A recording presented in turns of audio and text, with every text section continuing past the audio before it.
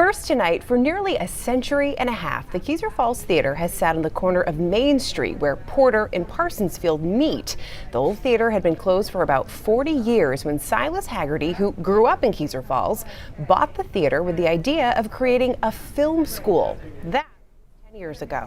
Now he runs the Smooth Feather Film School, an intensive week-long program that teaches the art of filmmaking to high school students. Each morning, the kids begin their day by sitting together in a circle. It is here that the film takes shape.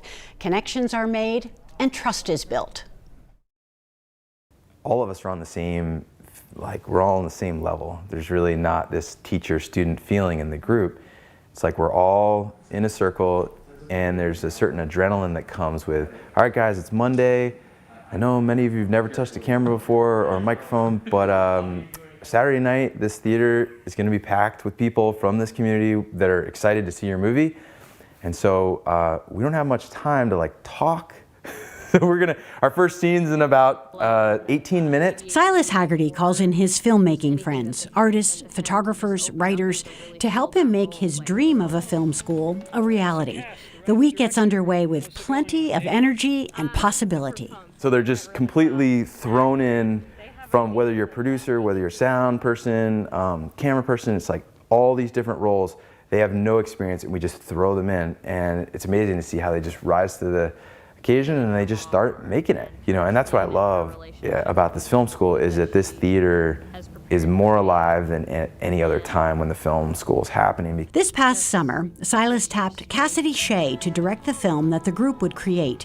Having lived through a pandemic, she wanted to make the film about the challenges that she and her peers are dealing with, and the impact that the isolation has had on them. Our youth is struggling, and not just our youth, but I felt like our community definitely needed some awareness. So that's where the idea started. High school is very formative. As an adolescent, I can't get that year back because I was just by myself. And I feel like that's how other adolescents feel, is that they need that interaction with other people and they need that understanding and awareness that it's okay to be sad and to feel anxious and to feel scared. The Shadows We Speak centers around 3 teens at home and at school, meeting up, hanging out, making plans. There was no script. Each scene was improvised. As the shooting unfolded, the film became less about plot and more about what happens between the characters. Blue 42! Set, hunt! Abram Maynard plays a character who is struggling with ADHD. It's this thing that everyone just passes over, but so many people in my generation now deal with it, and it's such a serious thing because it can really restrict people's lives. When I started getting into it, it made me very emotional because of how deep of a sense that it made me feel with all these people just drifting away from me. When the 3 main characters make plans to hang out at the beach, the conversation quickly turns personal and painful. Can you guys stop?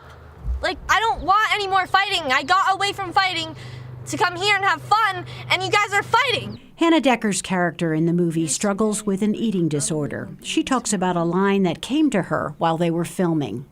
I just figured that if I don't eat, maybe I could be as small and as empty as I actually feel. Empty, you feel almost emotionless, as if you get to a point where you feel emotionless and you're small because it feels like the world around you is crushing you, and it's no matter what you do, you just can't get out from underneath it. Not being able to reach out for help and not having that louder voice that you need. Each actor credited that morning circle and the conversation led by Silas for shaping the film. He likes to tell everyone that when you open up and you share these deep things about yourself that you normally wouldn't, that's when you make the connections. And I totally believe that. I think that's how everyone became so close. And I definitely feel now this is a group of people that I can trust, and that if I need something, I know I can go to them. We talk about this in the circle. There's friends, there's surface friends, and then there's your true friends. And I feel as though with the circles, we got to know each other a lot deeper. Together, these friends hope their film will open doors to conversation and connection. What I mainly want people to take away from this film is just like, there's thousands of people that have been in your situation, and like, you are not alone even though you feel isolated. I really hope that people can just like look to the person next to them and kind of ask like, are you struggling with this? And like, just because we're kind of, especially with COVID, we're in a world now where we're isolated and like sometimes we just really feel alone. But to be able to reach out to your neighbor, reach out to people close to you within school and just ask how they're feeling and try to sympathize with people and what they're going through. This theater, I feel like it has some magic about it, as cliche as it sounds. Like, we come in here and it's like a second home, because like, we're able to talk about these things and like feel safe and to get encouragement and literally be able to blossom under like this roof. It's just amazing. Now, The Shadows We Speak was recently screened at the Boston International Kids Film Festival.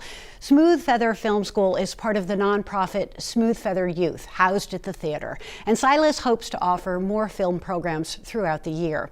To view the Shadows We Speak or learn more about Smooth Feather, head over to the 207 section of our website, where you will find more information about both.